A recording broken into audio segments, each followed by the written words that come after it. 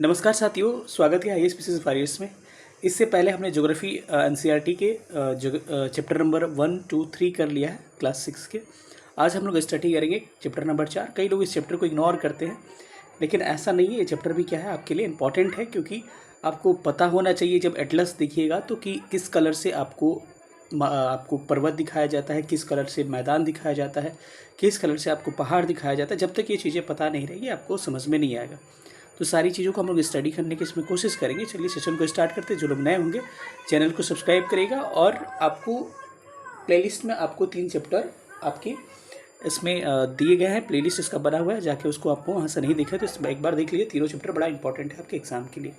कुछ एक्सटर्नल आवाज़ भी आएंगी क्योंकि आज कर्मा पूजा है, तो थोड़ा सा यहाँ पर महिलाएँ जो हैं बगल में साउंड थोड़ा सा आपको सुनने को मिल सकता है, लेकिन कोई बात नहीं, हम लोग अपने टॉपिक पे फोकस करने की कोशिश करेंगे। चलिए तो देखेंगे मानचित्र के बारे में।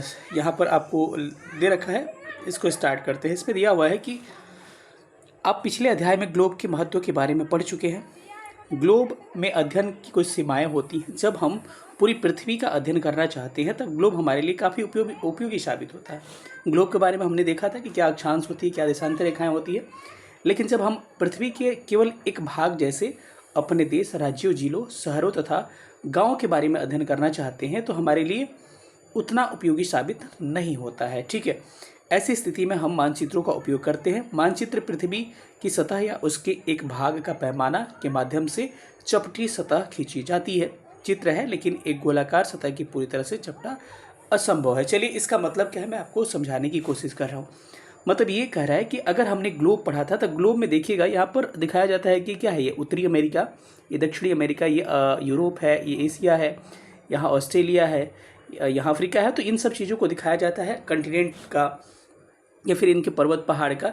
तो कह रहे हैं कि अगर स्पेशली हम अपने देश के बारे में, सपोज करिए हमको भारत के बारे में अध्ययन करना है, तो इस भारत को, इसमें छोटे से एशिया में भारत को अच्छी तरह से देखना पॉसिबल नहीं हो पाता है। या फिर हमको अपने स्टेट बिहार के बारे में, या उत्तर प्रदेश के बारे में, मध्य प्रदेश के बारे में, पश्चिम बंगाल के बारे में अगर देखना है, झारखंड के बारे में, तो यहाँ पे आपको नहीं दिखाई पड़ेगा क्लियरली चीज़ें। ठीक है, वो इंडिया के मैप में इसके अंदर जाइएगा तो इसीलिए कहा जाता है कि एटलस जो है इन सारी पर्याप्त जानकारी को देने के लिए क्या है, आपको वैलिड नहीं है। तो इसके लिए कहा जाता है कि इसके लिए हमको एक अलग सी रूपरेखा हम लोग स्टार्ट करते हैं, जिसको लोग मैप यानी कि मानचित्र के नाम से जानते हैं।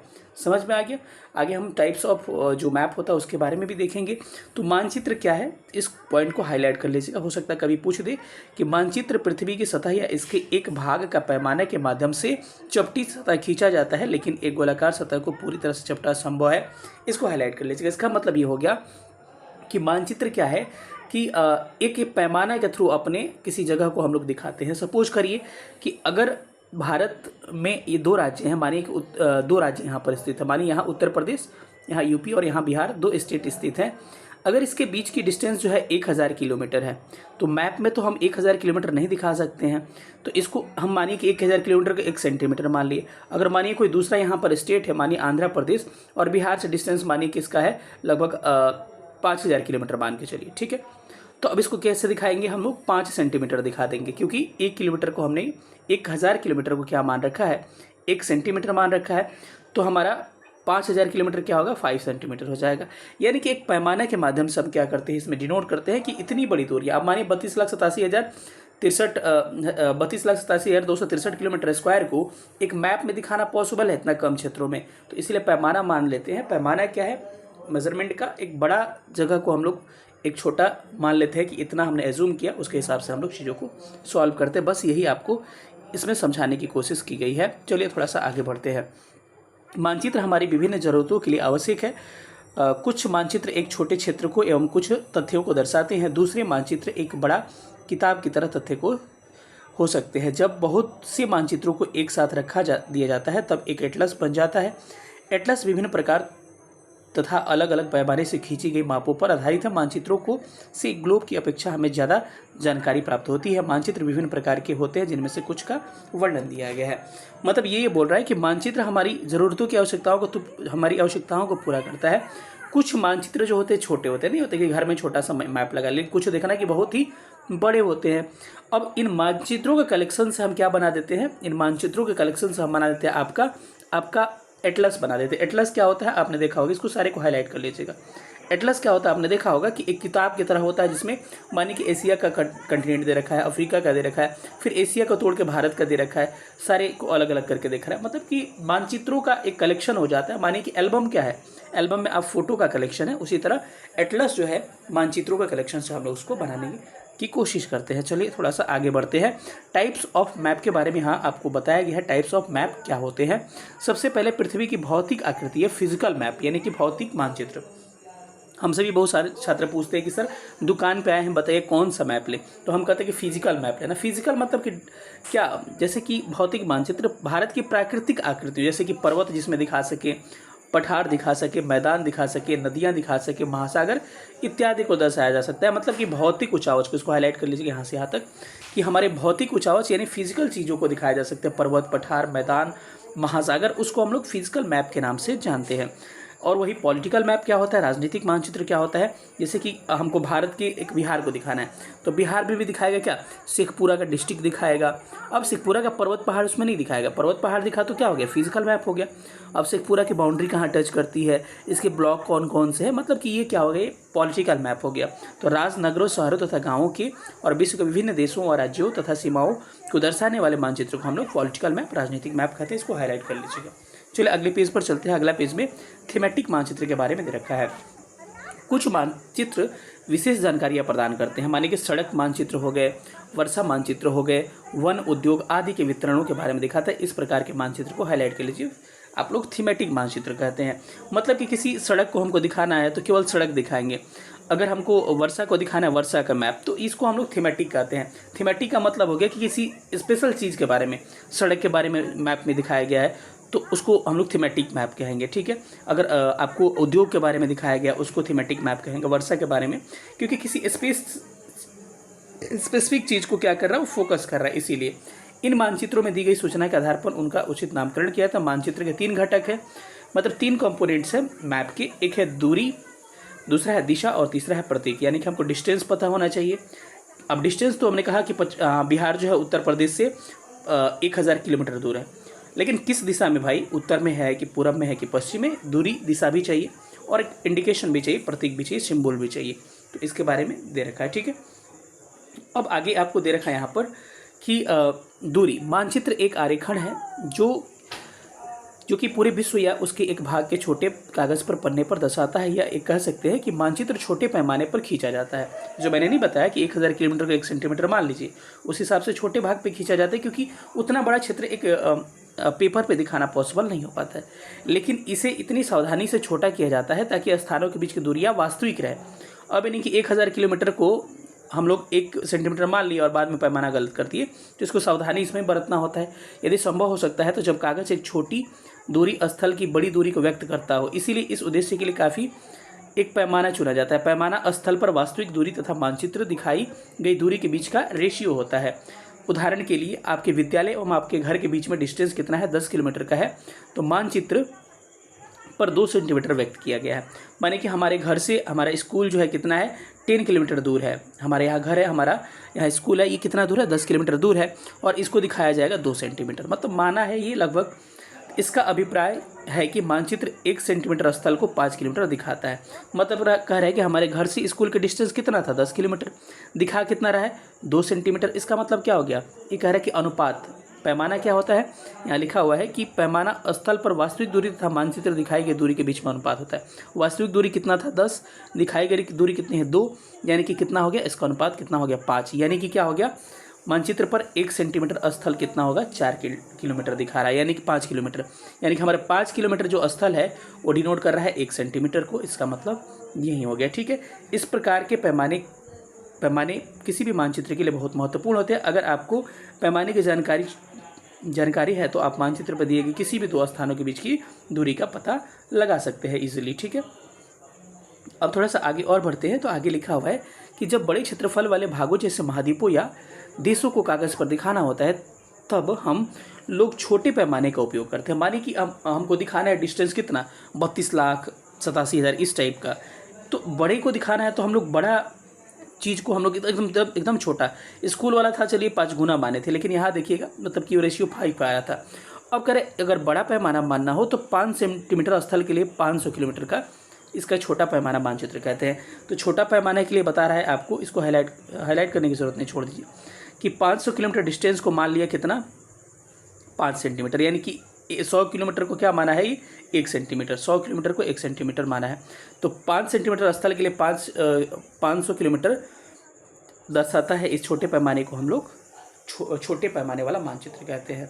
ठीक है, तो ये बता दिया कि मतलब लंबी दूरियों को आप अगर छोटे पैमाने पर मान लेते हैं तो उसको क्या कहा जाता है, छोटा पैमाना वाला मानचित्र कहते हैं। जैसे 500 किलोमीटर को मान लिया 5 सेंटीमीटर, मतलब कि 100 किलोमीटर को माना है लगभग 1 सेंटीमीटर, तो बड़ा है। घर पे क्या हो रहा था, घर वाले पे 1 सेंटीमीटर को माना जा रहा था 5 किलोमीटर, तो देखिए 1 सेंटीमीटर को 5 किलोमीटर वाला, तो वो क्या था, बड़ा हम दिखा पाएंगे, लेकिन इसमें 1 सेंटीमीटर को 100 किलोमीटर, इसको छोटे पैमाने वाला मानचित्र कहते हैं। जब एक छोटे क्षेत्रफल वाले भाग जैसे कि आपके गांव या शहर कागज़ पर दिखाना है तो हम बड़े पैमाने का उपयोग करते हैं।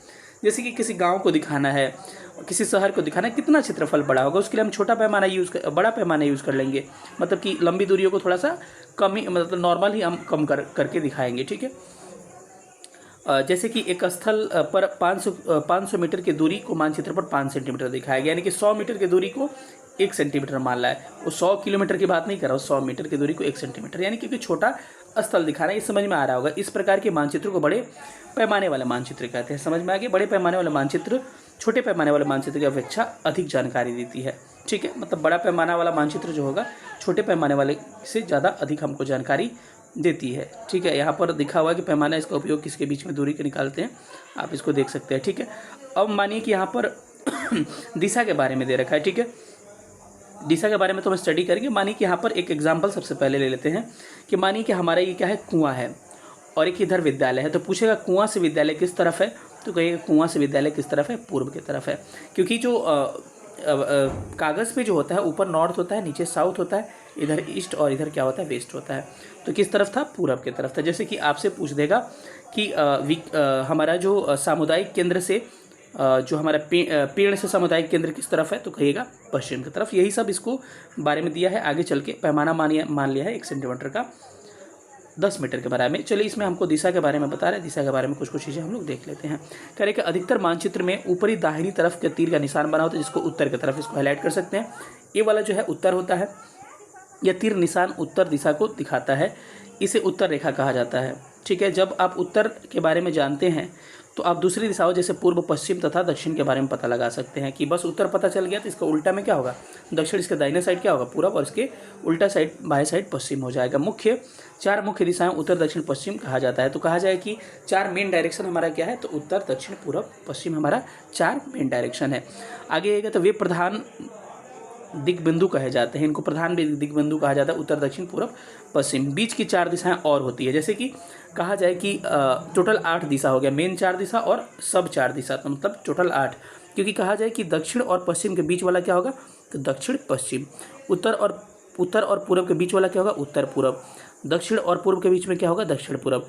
उत्तर और पश्चिम के बीच में क्या होगा, उत्तर पश्चिम। इसको यही दिखा रखा है। ठीक है, ये दिखा रखा है सर, उत्तर पूर्व, दक्षिण पश्चिम, शॉर्टकट लिखा है उत्तर पश्चिम। इनके बीच वाली दिशाओं की मदद से किसी भी स्थान की सही स्थिति का हम लोग पता लगा सकते हैं। निम्नलिखित दिशाओं का पता लगाइए। विकास के घर से सामुदायिक केंद्र, करेक्ट का डायरेक्शन बताइए। विकास के घर से सामुदायिक केंद्र तथा खेल के मैदान की दिशा। विकास के घर से सामुदायिक केंद्र तथा खेल के मैदान की दिशा। सामुदायिक केंद्र से विकास के घर से क्या हो जाएगा, ये उत्तर की तरफ हो गया। लेकिन खेल का मैदान क्या हो जाएगा, ये डायरेक्शन पूरब था ना, तो क्या हो जाएगा, उत्तर पूर्व हो जाएगा। समझ में आगे, इसको पूछ रहा था। ठीक है, तो इसको आप समझ गए होंगे। अगला इसमें दे रखा है कि दूसरा के दुकानों से विद्यालय की दिशा। तो दुकान से विद्यालय की दिशा देखिएगा तो क्या होगा, दुकानों से विद्यालय की दिशा। तो दुकान कहाँ है भाई, दिखा कहीं दुकान से विद्यालय की दिशा। विद्यालय जो है आपको किस तरफ है, पूर्व की तरफ स्थित है। यही आपको एग्जाम्पल के थ्रू समझाया है।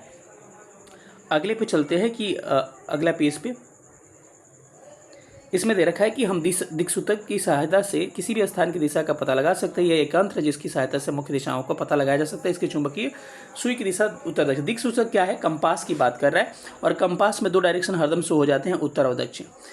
पहले के जो लोग थे, नाविक लोग थे, कंपास का प्रयोग करते। कंपास से फ़ायदा ये होता था कि वो चुंबक के माध्यम से चलता था, और चुंबक जो है उसके ध्रुव हरदम उत्तर दक्षिण शो करते हैं।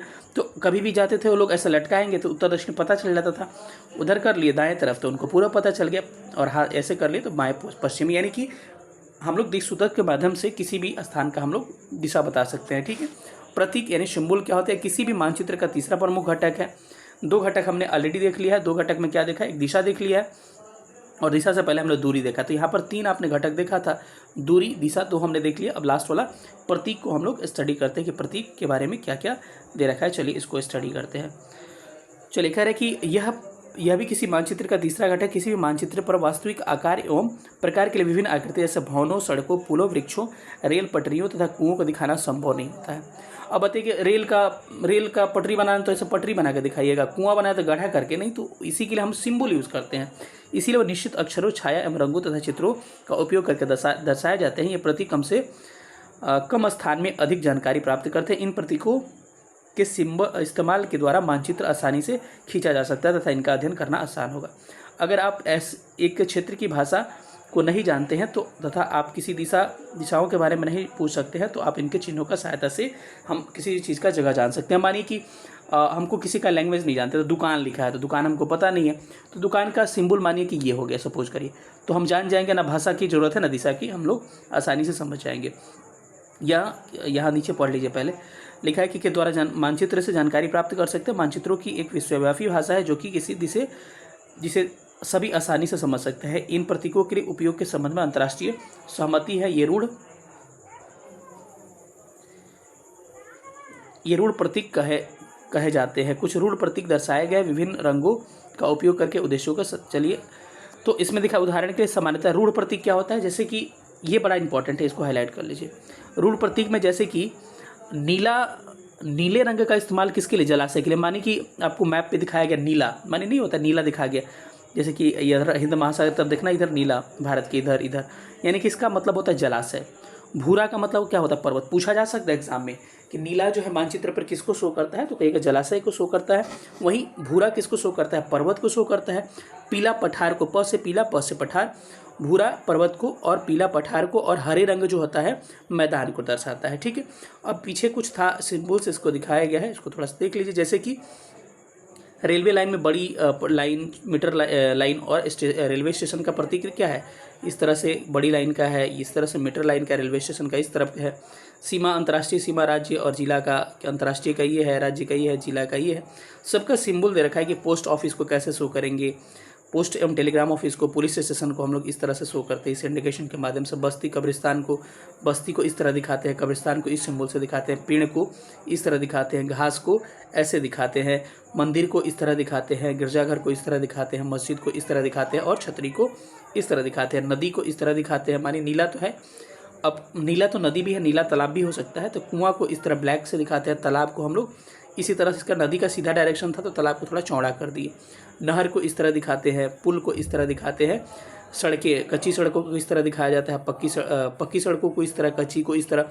माने कि मैप में दिखाया कि यहाँ से यहाँ दूरी क्या है, कच्ची सड़क है, तो आप पहले ही पता समझ जाइएगा कि कच्ची सड़क का ऐसे ऐसे करके दिया रहेगा, फिर पता चलेगा कि आगे पक्की सड़क है तो इससे पता चल जाएगा।